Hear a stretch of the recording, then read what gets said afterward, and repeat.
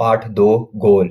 इस पाठ का नाम पढ़कर आपके मन में कुछ गोल वस्तुओं के नाम या चित्र उभरे होंगे।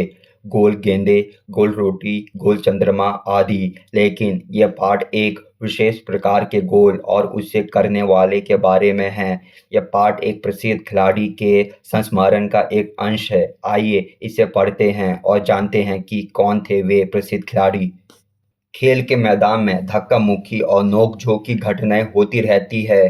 खेल में तो ये सब चलता ही है। जिन दिनों हम खेला करते थे, उन दिनों भी ये सब चलता था। सन 1933 की बात है। उन दिनों में मैं पंजाब रेजिमेंट की ओर से खेला करता था। एक दिन पंजाब रेजिमेंट और सेंसपर्स एंड माइनस टीम के बीच मुकाबला हो रहा था। माइनस टीम के खिलाड़ी मुझसे गेंद छीनने की कोशिश करते, लेकिन उनकी हर कोशिश बेकार जाती। इतने में एक खिलाड़ी ने गुस्से में आकर हॉकी स्टिक मेरे सिर पर दे मारी। मुझे मैदान से बाहर ले जाया गया। थोड़ी देर बाद मैं पट्टी बांधकर फिर मैदान में आ पहुंचा। आते ही मैंने उस खिलाड़ी की पीठ पर हाथ रखकर कहा, तुम चिंता मत करो, इसका बदला मैं जरूर लूंगा। मेरे इतना कहते ही वे खिलाड़ी घबरा गया। अब हर समय मुझे ही देखता रहता कि मैं कब उसके सिर पर हॉकी स्टिक मारने वाला हूँ। मैंने एक के बाद एक झटपट 6 गोल कर दिए। खेल खत्म होने के बाद मैंने फिर उस खिलाड़ी की पीठ थपथपाई और कहा, दोस्त, खेल में इतना गुस्सा अच्छा नहीं। मैंने तो अपना बदला ले ही लिया है।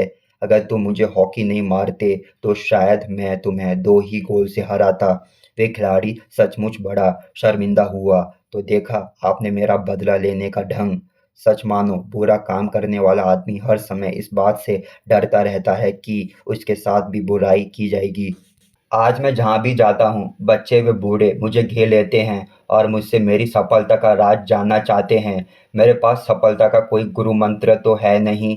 हर किसी से यही कहना कि लगन, साधना और खेल भावना ही सफलता के सबसे बड़े मंत्र हैं।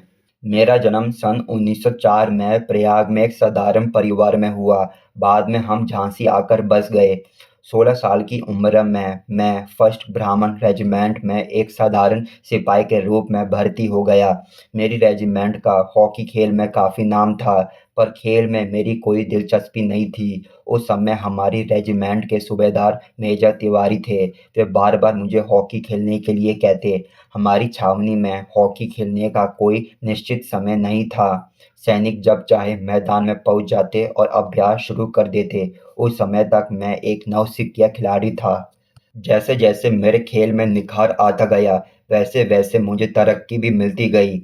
सन 1936 में बर्लिन ओलंपिक में मुझे कप्तान बनाया गया। उस समय मैं सेना में लांस नायक था। बर्लिन ओलंपिक में लोग मेरे हॉकी खेलने के ढंग से इतने प्रभावित हुए कि उन्होंने मुझे हॉकी का जादूगर कहना शुरू कर दिया। इसका ये मतलब नहीं है कि सारे गोल मैं ही करता था। मेरी तो हमेशा ये कोशिश रहती थी कि मैं गेंद को गोल के पास ले जाकर अपने किसी साथी खिलाड़ी को दे दूं, ताकि उसे गोल करने का श्रेय मिल जाए। अपनी इसी खेल भावना के कारण मैंने दुनिया के खेल प्रेमियों का दिल जीत लिया। बर्लिन ओलंपिक में हमें स्वर्ण पदक मिला। खेलते समय मैं हमेशा इस बात का ध्यान रखता था कि हार या जीत मेरी नहीं, पूरे देश की है। मेजर ध्यानचंद। ये तस्वीर भारतीय हॉकी टीम ने 1936 के बर्लिन ओलंपिक में जीत दर्ज की। लेखक से परिचय। यदि कोई खिलाड़ी अपनी आत्मकथा का नाम गोल रखे, तो इस नाम को पढ़कर इतना तो तुरंत समझ में आ जाता है कि उसे खेल से कितना प्यार रहा होगा। जी हाँ, वे अमर खिलाड़ी हैं, हॉकी के जादूगर कहे जाने वाले मेजर ध्यानचंद। इतने महान कि भारत उनके जन्मदिन को राष्ट्रीय खेल दिवस के रूप में बनाता है, जिससे लाखों भारतवासी उनके जीवन से प्रेरणा ले सकें। इतने महान खिलाड़ी की भारत का सर्वोच्च खेल पुरस्कार खेल रत्न उनके नाम पर दिया जाता है। पाठ से मेरी समझ से को नीचे दिए गए प्रश्नों का सटीक उत्तर कौन सा है, उसके सामने तारा बनाइए।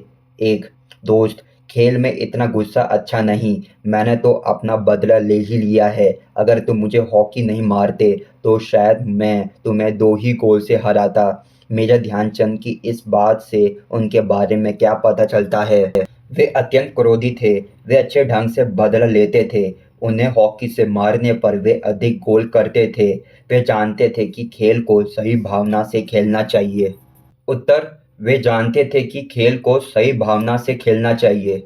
2. लोगों ने मेजर ध्यानचंद को हॉकी का जादूगर कहना क्यों शुरू कर दिया? उनके हॉकी खेलने के विशेष कौशल के कारण, उनकी हॉकी स्टिक की अनोखी विशेषताओं के कारण, हॉकी के लिए उनके विशेष लगाव के कारण, उनकी खेल भावना के कारण। उत्तर, उनके हॉकी खेलने के विशेष कौशल के कारण। खो, अब अपने मित्रों के साथ चर्चा कीजिए कि आपने ये उत्तर ही क्यों चुने। उत्तर, मेजर ध्यानचंद की सफलता का मूल उनकी उत्कृष्ट खेल भावना थी। ये कई उदाहरणों से स्पष्ट होता है। उन्होंने हिंसा के बदले गोल करके बदला लिया। वे मानते थे कि खेल में गुस्सा अच्छा नहीं। उन्होंने सफलता के मंत्र में खेल भावना को शामिल किया। वे अक्सर गोल का श्रेय साथी खिलाड़ियों को देते थे। उनका मानना था कि जीत हार व्यक्तिगत नहीं बल्कि देश की होती है। इसी खेल भावना के कारण लोगों ने उन्हें हॉकी का जादूगर कहा और वे दुनिया भर के खेल प्रेमियों के चहेते बने। उनकी ये भावना उनके कौशल और व्यक्तित्व का अभिन्न अंग थी। मिलकर करें मिलान। पाठ में से चुनकर कुछ शब्द नीचे दिए गए हैं। अपने समूह में इन पर चर्चा कीजिए और इन्हें इनके सही अर्थों या संदर्भों से मिलाइए। इसके लिए आप शब्दकोश, इंटरनेट या अपने शिक्षकों की सहायता ले सकते हैं। शब्द, अर्थ या संदर्भ। 1. लांस नायक। 1. स्वतंत्रता से पहले सूबेदार भारतीय सेना अधिकारियों का दूसरा सबसे बड़ा पद था। दूसरा, बलजीन ओलंपिक। दूसरा, भारतीय सेना का एक पद, रैंक है। तीसरा, पंजाब रेजिमेंट। तीसरा, सैनिकों के रहने का क्षेत्र। चौथा, सैंपर्स एंड माइनस टीम। चौथा, वर्ष 1936 में जर्मनी के बर्लिन शहर में आयोजित ओलंपिक खेल प्रतियोगिता जिसमें 49 देशों ने भाग लिया था। पांचवा, सूबेदार। स्वतंत्रता से पहले अंग्रेजों की भारतीय सेना का एक दल। छठवा, छावनी। छठवा, अंग्रेजों के समय का एक हॉकी दल। पहले का उत्तर दूसरा, भारतीय सेना का एक पद, रैंक है। दूसरे का उत्तर चौथा, वर्ष 1936 में जर्मनी के बर्लिन शहर में आयोजित ओलंपिक खेल प्रतियोगिता जिसमें 49 देशों ने भाग लिया था।